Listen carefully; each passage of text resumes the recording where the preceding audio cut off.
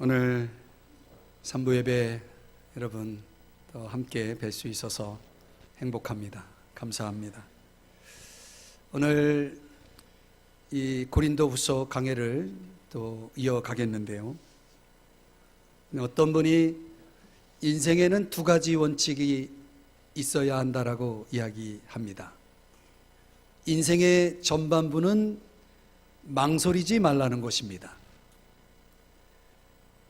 인생의 후반부는 후회하지 말라는 것입니다. 우리의 인생에는 이 두 가지가 필요하다고 이야기합니다. 여러분의 삶에 이런 원칙이 있었으면 좋겠습니다. 언젠간 여러분에게 소개했던 단편소설 창이라는 작품 이야기를 여러분에게 다시 소개하려고 합니다. A.W. 타켓이라고 하는 분이 쓴 소설, 이 소설의 내용은 어느 병실에서 일어난 두 환자의 이야기로 구성되어 있습니다. 한 환자는 폐암 말기 환자고 또 한 사람은 디스크 환자입니다. 디스크 수술을 한 환자입니다. 한 폐암 말기 환자는 창가에 침대에 자리하고 있고, 그리고 문 앞에는 이 디스크 환자가 수술을 막 마치고 침대에 누워 있습니다. 병세로 보면 당연히 디스크 환자가 더 기쁘고 행복해 보여야 하는데, 그 외관상 모습을 보면은 이 폐암 말기 환자는 항상 기쁨이 가득한 거예요. 근데 이제 어느 날 이 폐암 말기 환자가 이제 또 기쁨으로 그가 병실을 왔다 갔다 하면서 또 이 창밖을 내다보는 장면을 보게 됩니다. 그래서 저 사람이 저렇게 기뻐하는 게 혹시 저것 때문이 아닐까 생각을 하면서 도대체 창밖에 무엇이 보이냐고 묻자, 그 창밖에는 아름다운 호수가 있고 또 백조가 있고 보트가 있고, 그리고 마당에서 아이들이 노는 모습이 보이고 이런 얘기를 하는 겁니다. 이거구나. 바로 저 환자가 저 창밖에 저런 아름다운 모습을 보고 있기 때문에 저렇게 기뻐하고 있구나. 그런데 나는 문 앞에 이 우중충한 곳에서 지금 누워있는 나의 모습과 비교해 보니까 이건 이건 차별대우다 말이죠. 그러면서 마음속에 화가 나기 시작합니다.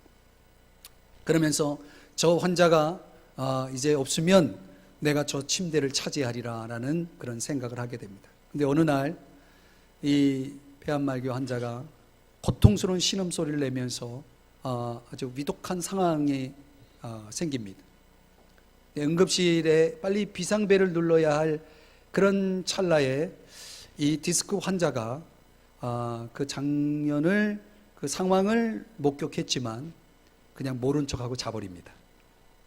왜요? 침대를 차지하려고. 그리고 그 다음 날이 되었을 때 그 폐암 환자는 결국 세상을 떠나 있는 겁니다.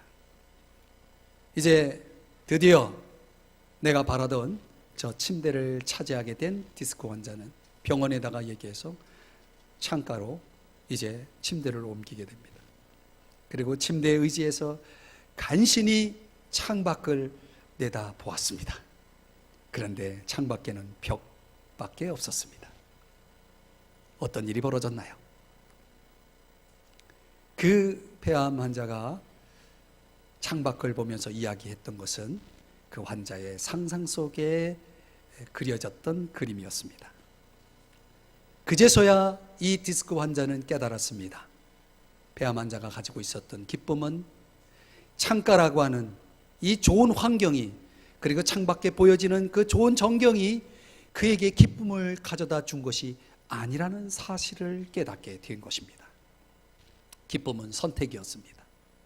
그가 상상 속에서 그가 마땅히 누리기 원했던 기쁨을 선택했던 것입니다. 우리 그리스도인들의 삶의 모습도 그러하지 않습니까? 오늘 바울이라고 하는 사람이 지난주에 우리가 살펴본 7장 4절에 보면 모든 환난 중에서도 기쁨이 넘친다라고 고백하고 있습니다. 모든 환난 중에서 기쁨을 풍성히 누렸던 바울의 모습과 다르지 않습니다. 우리 그리스도인들은 치유될 수 없는 낙관주의자들입니다. 너무나 낙관적입니다. 왜요? 주 안에 있기 때문에. 믿으십니까? 여러분들에겐 기쁨이 있나요? 우리 그리스도인들은 기뻐해야 됩니다. 환경이, 조건이 아니라 여러분 안에 있는 주님 때문에 기뻐해야 합니다. 아멘. 이 5월의 마지막 주일을 맞이해서 예배드리는 여러분에게 저는 이 기쁨의 은혜가 여러분들 속에 계속되기를 주의 이름 축복합니다. 그런데요, 오늘 본문 7장 8절부터 16절까지 보면은 전혀 반대적인 개념의 단어가 등장하는데 그 단어가 근심이라는 단어입니다. 또 이 근심이라는 단어가 무려 8번이나 이 짧은 문맥, 이 단락 속에 8번이나 등장을 합니다. 그리고 그 근심이라는 단어에 수식어가 붙어 있는데 그 수식어가 뭐냐면 9절 10절에서 말씀하기를 하나님의 뜻대로 하는 근심이다, 이렇게 얘기합니다. 성경은요 분명히 근심하지 말라, 염려하지 말라라고 얘기합니다. 여러분 무슨 염려가 있습니까? 염려하지 마세요. 어떤 철도청 직원이요 그 기차의 냉동칸에 들어갔다가 잘못해가지고 그 냉동칸에 갇히게 되었다고 합니다. 약 7시간 후에 시체로 발견이 되었는데요, 그 안에서 아무리 소리치고 해도 이미 사람들이 다 퇴근하고 아무도 없었기에, 그를 발견한 사람이 없었기에 그는 그만 시체로 발견이 되었다고 합니다. 그런데 놀라운 사실은 그 냉동칸이 전기고장으로 작동이 안 되어 있었다는 거예요. 그런데 왜 죽었을까요?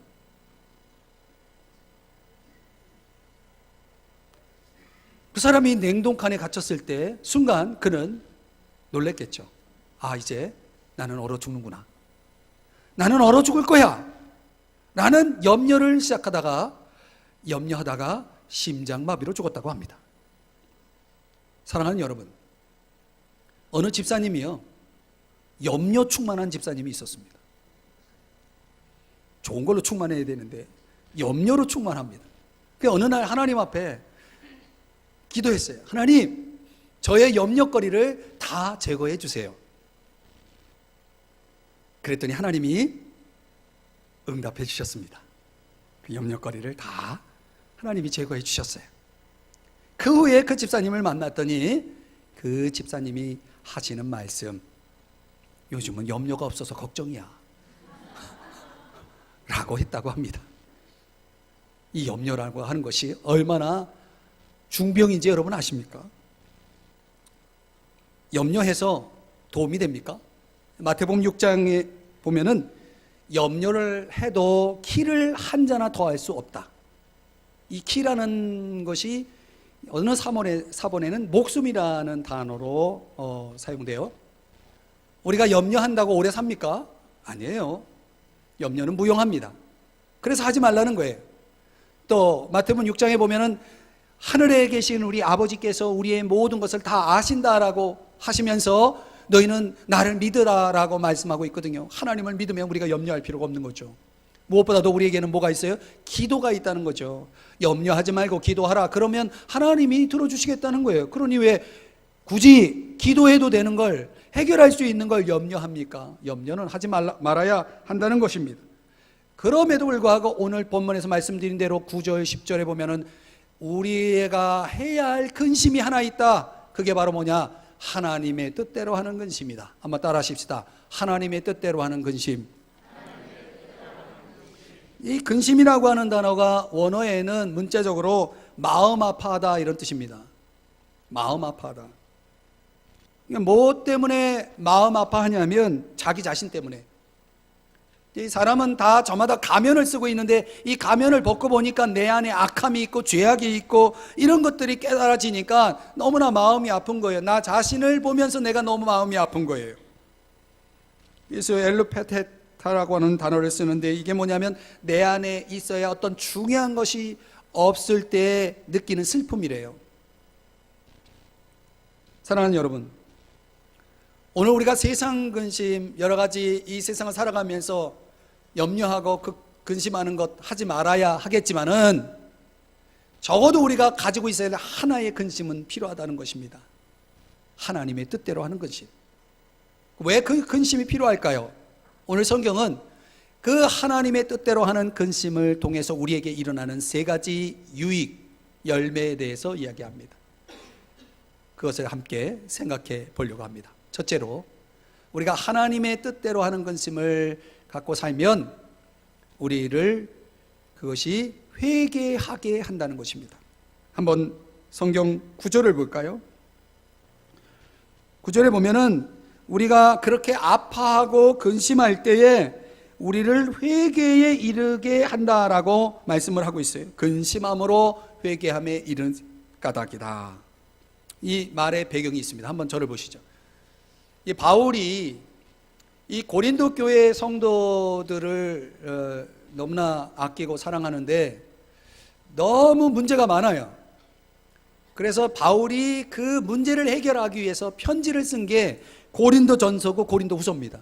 그러니까 우리는 바울이 편지를 2개 보냈구나라고 생각하겠지만은 사실 정확하게 말하면 바울이 고린도 교회에 보낸 편지는 5개입니다. 이 5개의 편지 가운데 성경에 들어오지 못한 분실된 편지가 하나 있는데 그 편지의 내용은 왜 분실되었는지 모르지만은 그 내용은 뭐냐면 너희들 이렇게 하면 안 된다라고 하는 일종의 충고요, 책망을 담은 편지였습니다.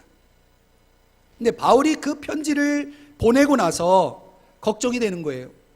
저도 목회적으로 그럴 때가 많은데 어떤 사람을 충고했을 때 그 충고를 저 사람이 받아들이면 참 좋겠는데 어떤 사람들은 그 충고를 무시해버립니다.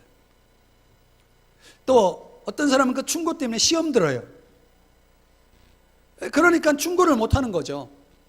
이제 바울이 그것 때문에 지금 막 마음에 걱정이 되었는데 그 편지를 전달한 디도라는 사람에 의해서 답신이죠. 말하자면은 그들의 반응에 대한 뉴스가 전달이 됐는데 그 뉴스는 뭐냐면 그들이 바울 선생님의 충고를 듣고 굉장히 마음을 아파하고 그리고 마침내 그들이 변화가 되었다고 하는 뉴스가 들려온 겁니다. 바울이 얼마나 기뻤겠어요. 여러분, 고린도 교회 성도들은 이 바울 선생님의 충고를 듣고 마음 아파합니다. 굉장히 중요한 자세입니다. 들어야 할 말을 들어도 반응이 없는 사람들이 많습니다. 당신이 뭔데 이래라 저래라 하느냐라고 반응하는 사람들이 있습니다. 그래서 충고는 참 어려운 일입니다. 잠언 29장 1절에 보면요, 새 번역으로 읽어드리면 이런 말씀이 나와요. 책망을 자주 받으면서도 고집만 부리는 사람은 갑자기 무너져서 회복하지 못한다. 사랑하는 여러분, 누군가 여러분을 충고하고 책망할 때 고집 부리시겠습니까? 결과는 갑자기 무너진다. 그래서 여러분, 누군가 우리에게 어떤 충고나 책망이 주어졌을 때 지혜로운 사람은 어떻게 합니까? 그것을 잘 분별해서 자기 발전에, 자기 변화의 계기로 삼는 거죠. 그런 걸 가르쳐서 뭐라고 얘기하냐면 회개라고 얘기합니다. 회개가 뭡니까? 리턴하는 것입니다. 하나님께 돌아가는 것입니다. 그래서 하나님이 원하시는 길로 전인적인 방향 전환이 이루어짐으로 인해서 마침내 구원에 이르게 된다. 오늘 성경에서 그렇게 말씀하고 있죠. 그러니까 많은 사람들은 자신이 잘못한 것에 대해서 후회는 합니다. 그래서 그걸 가리켜서 한자로 뉘우칠 회자라고 얘기합니다. 그게 회입니다. 후회는 있는데 그 다음이 없습니다. 뭐가 없어요? 고칠 개가 없습니다.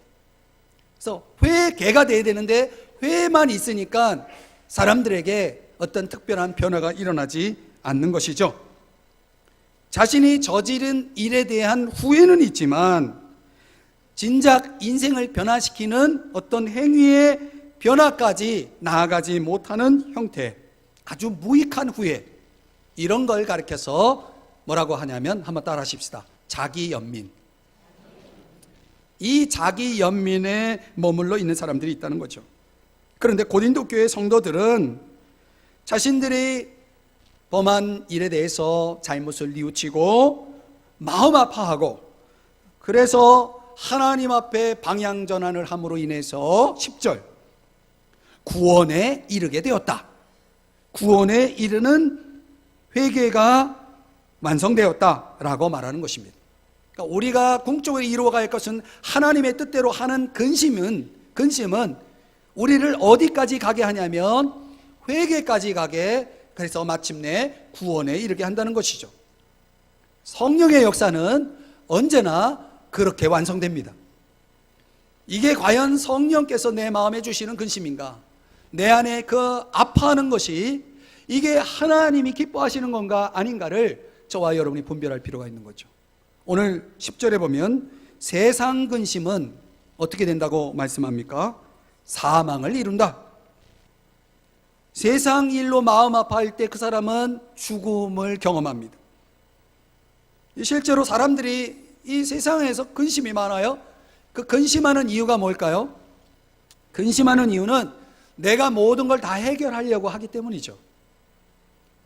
내 뜻대로 내가 원하는 것을 이루고 싶은데 그렇게 안 되니까 뭐해요? 염려하고 근심하는 거죠. 그래서 우리가 그런 그릇된 사고를 버리고 이 세상 근심으로부터 벗어나기 위해서는 내 한계를 인정해야 한다는 것입니다. 여러분이 사람이 이렇게 앞을 볼 수 있는 그 시야가 1.6km라고 그래요. 그 한계가, 우리가 볼 수 있는 그 시야의 한계가 1.6km라고 얘기합니다. 그게 얼마 못 보는 거예요. 하물며 내일 일을 볼 수 있겠습니까? 잠언에 보면 내일 일을 자랑하지 말라. 그날에 무슨 일이 일어날지 우리가 모르기 때문이다. 이렇게 말씀하고 있죠. 그래서요, 세상 근심으로부터 빠져나오는 비결은 뭐냐면 내가 할 수 없다라는 것을 인정하고 외부로부터 도움을 받는 것입니다. 그래서 성경은 뭐라고 얘기하냐면 범사에 그를 인정하라. 그리하면 너의 길을 지도하시리라. 하나님을 인정하고 하나님의 도움을 구하는 삶을 살아가시기를 주의 이름으로 축복합니다. 그것이 우리가 사망에 이르는 세상 근심으로부터 벗어나는 비결입니다. 근데 오늘 본문에 보면은 하나님의 뜻대로 하는 근심과 세상 근심, 두 가지 근심을 대조하고 있어요.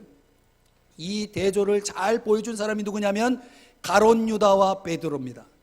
가롯 유다는 예수님을 배반하고 예수님을 팔아넘긴 정말 악랄하고 나쁜 사람입니다. 그런데 그가 예수님이 십자가에 못 박혀 죽고 나서 후회합니다. 자신이 잘못했다는 것을 뉘우칩니다. 그러나 거기뿐이었습니다. 후회는 있었는데 하나님 앞에 용서를 구하고 자신의 잘못된 삶에서 돌이키지 않습니다. 그리고 결국 가롯 유다는 자살로 그의 일생을 마칩니다. 똑같은 사건이 있었습니다. 베드로라는 예수님의 수제자는 예수님을 3번이나 부인하는 정말 비겁한 사람이었습니다. 못된 사람이었습니다. 그럼에도 불구하고 그는 닭 울음소리를 들으며 하나님의 말씀, 우리 주님의 말씀을 기억하면서 마음 아파합니다. 슬퍼합니다. 울었습니다. 그리고 하나님께 용서를 구합니다. 새로운 삶을 다시 시작합니다.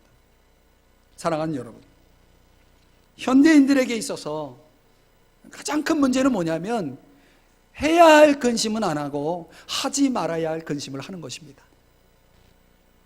우리에게 필요한 건 뭐냐면 여호와는 마음이 상한 자를 가까이 하신다.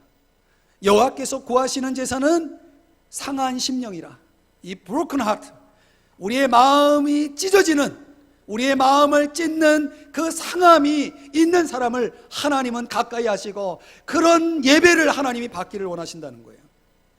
여러분, 하나님의 뜻대로 하는 근심은 우리를 마침내 우리의 마음을 찢게 하고, 우리의 마음속에 있는 그 더러운 것들을, 추악한 것들을 내보내게 하고, 그래서 마침내 우리를 그 죄로부터 구원에 이르게 하는 그런 축복이, 그런 열매가 맺어짐을 여러분 믿으시기를 바랍니다. 하나님의 뜻대로 하는 근심이 필요합니다. 두 번째로, 오늘 성경에서는 하나님의 뜻대로 하는 근심은 우리를 성장하게 한다는 것입니다. 여러분, 성경은 하나님의 감동으로 된 말씀이죠. 하나님의 말씀입니다. 제가 이 본문을 연구하면서 참 놀라운 거 하나 발견한 것은 뭐냐면, 이 짧은 본문 속에 근심이라는 단어가 8번 나온다고 말씀드렸죠. 그런데 그 하나님의 뜻대로 하는 근심을 통해서 변화된, 그 변화된 특징들이 8가지가 나오더라고요. 그래서 수학적으로 표현한다 그러면, 근심하는 만큼 비례하여 성장하는구나. 하나님의 뜻대로 하는 근심이 있는 만큼 그 사람은 성장하고 변화될 수 있구나. 이 비례죠. 이 얼마나 놀라운 발견인지 몰라요. 여러분들은 별로 놀라지 않는데 저는 이런 거 발견할 때마다 깜짝깜짝 놀래요. 와, 성경이 대단하다. 한번 옆 사람에게 슬쩍 이렇게 이야기해 주실래요? 참 놀랍네요. 뭐 별거 가지고 다 그러네요. 그런 표정들이에요, 여러분들은. 자, 11절을 한번 보실까요? 하나님의 뜻대로 하는 근심만큼 그 사람이 성장하고 성숙해지는 모습이 어떤 특징으로 나타나는가? 여러분 잘 보세요. 11절에는 8가지를 제시하는데, 이 8가지를 설명하면 처음에 얼마나 간절하게 하며, 이 간절함은 일종의 열정이에요. 열정. 이 고린도 교회 성도들이 신앙생활을 하면서 시간이 가면서 뭘 잃어버리냐면 열정을 잃어버리는 거예요. 그런데 하나님의 뜻대로 하는 근심을 하면서 그런 마음 아파함이 고린도 교회 성도들의 열정 이름을 다시 회복시켜서 신앙적인 열정을 다시 발휘하게 하고 적극적인 믿음 생활로 나아가게 했다는 것입니다. 사랑하는 여러분, 지금 신앙생활이 이 바닥으로 추락해가지고 예전에 가지고 있었던 열정 잃어버리고 신앙적으로 볼 때 너무나 소극적으로 신앙생활 하시는 분들 있죠. 그들의 문제는 뭐냐면 다른 게 아니고 하나님의 뜻대로 하는 근심이 없는 거예요. 두 번째요, 얼마나 변증하게 하며, 이 변증이라고 하는 것은 사실을 사실대로 드러내는 것입니다. 여러분, 누가 이런 말 하면 이렇게, 또 저렇게 얘기하면 또 저렇게 휩쓸리고 중심이 없는 사람들 많죠. 그 중심이 없다는 건 기준이 없다는 거고, 기준이 없다는 것은 진리가 없다는 거예요. 변증이라는 것은 결국 뭐냐면 내가 누구고 내 위치가 어디고 이런 걸 분명히 알고 자신 중심 기준을 분명히 하면서 분별하면서 살아간다라고 하는 이야기죠. 이 고린도 교회 성도들이 얼마나 이리저리 흔들렸는지 몰라요. 신앙적으로 흔들리는 사람들은 뭐가 없는 사람이냐면 하나님의 뜻대로 하는 근심이 없는 사람들이다, 이렇게 보면 됩니다. 세 번째, 얼마나 분하게 하며, 이것은 일종의 의분입니다. 이거는 다른 사람에 대해서 분노하는 것이 아니고 자기 자신의 덕없음과 죄악됨을 보면서 통분해하는 것입니다. 하나님의 뜻대로 하는 근심을 가지고 살아가는 사람들의 특징은 뭐냐면 자기 자신에 대한 안타까운 마음이 있고 분함이 있는 것입니다. 네 번째는 얼마나 두렵게 하며, 이거는 양심의 가책으로 주어지는 두려움인데요.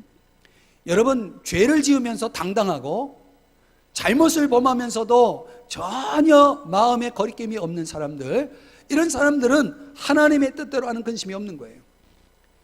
양심이 살아있는 사람들은 뭐냐? 죄를 지을 때 두렵습니다. 그래서 죄를 가지고 있을 수 없는 거예요. 이 두려움이 사람을 경건하게 살아가게 하고 올바르게 살아가게 하는 일종의 장치죠. 얼마나 두렵게 하며 또 얼마나 사모하게 하며, 이 전에는 고린도 교회 성도들이 바울과 갈등 관계에 있어가지고 만나면 상처 주는 관계였어요. 그런데 이제는 자신들이 굉장히 미안해하는 거예요. 바울 선생님한테 미안해하고 어떻게 하면 위로할까 하면서 보고 싶어 하는 거예요. 여러분, 하나님의 뜻대로 하는 근심을 가지고 살아가는 사람들의 특징이 뭐냐면 관계를 풀어낼 수 있는 능력이 있어요. 근데 인간관계에서 그 갈등을 풀어내지 못한다는 것은 그 사람이 그만큼 성숙하지 못하다는 거죠. 이 바울처럼 또 고린도 교회 성도들처럼 이런 하나님의 뜻대로 하는 근심을 통해서 변화되면 이 갈등이 풀어지고 미안해하고 서로 보고 싶어지고 이런 원수관계들이 다 풀어지는 거예요. 또 얼마나 열심 있게 하며, 이 열심은 진리에 대한 열심을 얘기합니다. 바울이 가르치는 그 가르침을 받고 싶어 하는 거예요. 우리 교회 성경 시스템이 공부하는 시스템이 있는데 막 배움에 대한 열정을 가지고 나오는 사람들이 있죠. 이게 다 뭐냐면 이게 얼마나 열심 있게 하며에 해당되는 겁니다. 진리에 관심 있고 진리를 추구하는 사람들은 하나님의 뜻대로 하는 근심을 갖고 있는 사람들입니다. 얼마나 벌하게 하며, 이거는 악을 징벌할 능력인데요, 전에는 좋은 게 좋은 거였는데 이제 좋은 게 좋은 게 아니고 악은 모든 모양이라도 버리라라는 말씀처럼 분명하게 잘못된 것을 판단하고 나 자신이 그것을 끊어버리는 것입니다. 마지막으로 깨끗하게 한다, 자신을 거룩하게 지킨다는 의미입니다. 사랑하는 여러분, 오늘 우리가 이런 8가지의 특징을 가지고 과연 내가 변화되고 있고 성장하고 있는가라고 하는 기준이 되기도 하고, 그 원인은 뭐냐면 하나님의 뜻대로 하는 근심이 있는 사람이라면 이러한 변화들이 나타나야 하는데, 사랑하는 여러분, 우리에게 그런 변화, 그런 성장의 모습이 있는지 생각해 보셔야 합니다. 미국 해안에 사는 펠리컨이라고 하는 새가 있는데, 이 새의 주특기가 뭐냐면 공중에서 낙하해가지고 고기를 잡아내는 거예요. 참 멋있지 않습니까? 이런 장면. 대단한 능력이죠. 그런데 이제 어느 순간부터 이 펠리컨이 해변 주변을 맴돌면서 또 배 주변을 맴돌면서 그 어부가 던져주는 생선 찌꺼기를 받아먹기 시작합니다. 그러면서 원인이 그건지 모르지만 자꾸 약해지고 마르기 시작합니다. 그런데요, 이 어부들이 어느 순간부터는 이 생선 찌꺼기도 팔 수 있다는 사실을 알고 펠리컨에게 주지 않습니다. 그런데 이 펠리컨은 여전히 그 어부들이 던져줄 생선 찌꺼기를 기대하면서 쫑그리가 앉아서 그 먹이를 줄 것을 기다리고 있는 거예요. 그러면서 이 펠리컨이요, 고기 잡는 능력을 잃어버립니다. 고기 잡는 법을 잊어버립니다. 사랑하는 여러분, 우리 신앙생활이 같은 원리예요. 우리가 본래 가지고 있는 능력이 어느 잘못된 습관의 형성에 의해서, 잘못된 신앙생활의 형태로 인해서 우리가 본래 갖고 있었고 마땅히 누려야 할 그 능력을, 뛰어난 능력을 잃어버리는 신앙인들이 얼마나 많은지 모릅니다. 그래서 오늘 저와 여러분에게 필요한 거 뭡니까? 우리가 가지고 있어야 할 능력, 변화의 능력, 이런 성장, 계속적인 성장, 이런 걸 놓치지 않기 위해서 여러분들에게 뭐가 필요해요? 하나님의 뜻대로 하는 근심이 있어야 한다는 것입니다. 사랑하는 여러분, 기억하세요. 이 근심으로 변화되고 성장해야 합니다. 그래서 우리를 열심 있게 만들고, 그것 때문에 우리를 거룩하게 만들고, 하나님에 대한 두려움을 갖게 만들고, 그것 때문에 관계가 좋아지고, 그것 때문에 내가 더 나아져가는 그런 저와 여러분이 되어야 될 줄 믿습니다. 마지막으로 세 번째는, 하나님의 뜻대로 하는 근심은 다른 사람을 기쁘게 한다는 것입니다. 말씀드린 대로 하나님의 뜻대로 근심을 했던 고린도 교인들이 변화되었다는 소식을, 뉴스를 디도를 통해서 들었습니다. 그 소식을 듣고 바울이 어떤 반응을 보이냐면 13절에 보시면 더욱 많이 기뻐했다. 많이 기뻐했는데 앞에 더욱이라는 수식어가 또 있어요. 그러니까 기쁨이 어느 정도였는지를 우리가 상상할 수 있겠죠. 사랑하는 여러분, 종종 하나님은 사람을 통해서 우리를 위로하실 때가 있는데요, 사람을 통한 기쁨이 있어요. 저는 목회하면서 종종 그런 걸 느끼게 됩니다. 그냥 어떤 성도를 놓고 생각하면 막 마음이 그렇게 기뻐요. 마음도 기쁘고, 기도하면 정말 막 감사가 넘치고, 그런 성도가 있는 반면에 어느 성도는 마음속에 생각할 때마다 마음이 아파요. 마음이 아프고 너무 마음적으로 안타까워요. 이게 뭐의 차이냐면, 성장하고 변화되는 성도는 생각하면 생각할수록 기쁨이 되고 감사가 되고, 그러나 신앙적으로 볼 때 전혀 변화되지 않고 성장하지 못하는 그런 모습을 보면 마치 부모가 자식을 볼 때와 똑같죠. 너무 마음이 안타까운 거예요.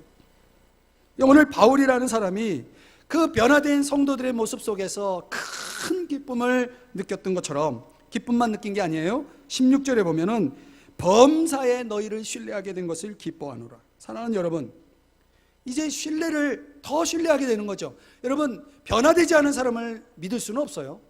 그러나 변화된 사람 믿을 수 있는 거예요.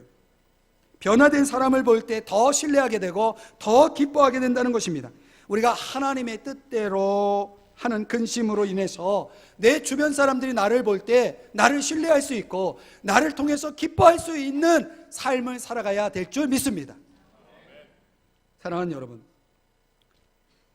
이야기 하나 하고 말씀을 마칠게요. 꽃 중에 꽃이 뭐죠? 장미라고 하죠. 장미. 아니라도 할 수 없어요. 장미가 자신의 그 아름다움에 너무 이렇게 만족하는 그런 가운데 어느 순간 불평이 생겼어요.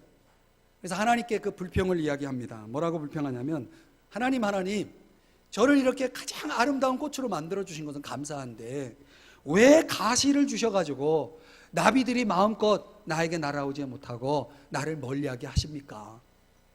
이렇게 불평을 하니까 하나님이 말없이 응답해 주셨어요. 그래서 장미의 가시를 다 떼어줬다는 거예요.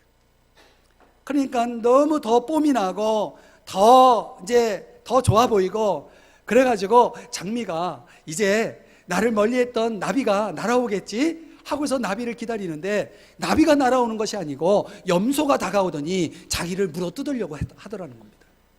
그래서 그 순간, 하나님, 제가 잘못했어요. 취소, 기도한 것 취소. 그래가지고 하나님이 다시 가시를 주셨다는 얘기입니다. 사랑하는 여러분, 장미에게는 가시가 있어야 합니다. 우리 신앙인들은 근심이 있어야 아름답습니다. 하나님의 뜻대로 하는 근심이 있을 때만이 장미가 장미이듯 신앙인이 신앙인다울 수가 있다는 말씀입니다. 오늘 하나님의 뜻대로 하는 근심 속에서 우리에게 구원이 주어지고 우리의 변화가 이루어지고 삶의 영향력이 주어진다는 사실을 우리가 배웠습니다. 과연 저와 여러분은 이런 근심을 갖고 있는지요? 부디 세상 근심은 내려놓으시고 하나님의 뜻대로 하는 근심을 가지고 구원에 이르시고 변화되시고 다른 사람들이 여러분으로 인해서 기뻐할 수 있는 삶이 되시기를 주님의 이름으로 축복합니다. 이제 우리 다 같이 자리에서 일어나셔서 말씀을 적용하면서 또 말씀대로 살기를 결단하면서 이 시간에 우리 함께 잠시 찬양을 부르고 우리 원로 목사님 나오셔서 축도로 예배를 마치겠어요. 내가 주인 삼은 모든 것 내려놓고, 이런 찬양인데요, 여러분, 우리의 주인은 우리 주님이십니다. 다른 거 다 내려놓을 수 있어야 됩니다. 우리 함께 찬양합니다.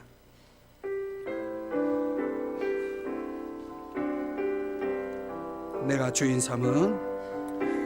주인 삼은 모든 것 내려놓고 내 주 대신 주 앞에 나가 내가 사랑했던 모든 것 내려놓고 주님만 사랑해.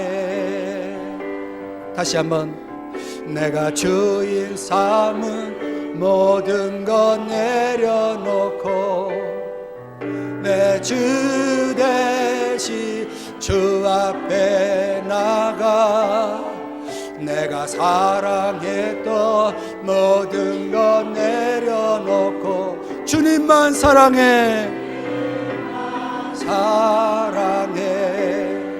주 사랑 거친 풍랑에도 깊은 바다속 나를 잠잠케 해.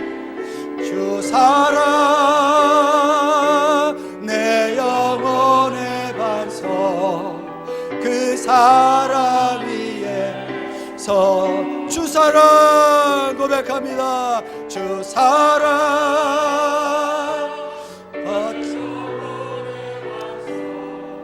그 사랑 위에서 다시 한번 주 사랑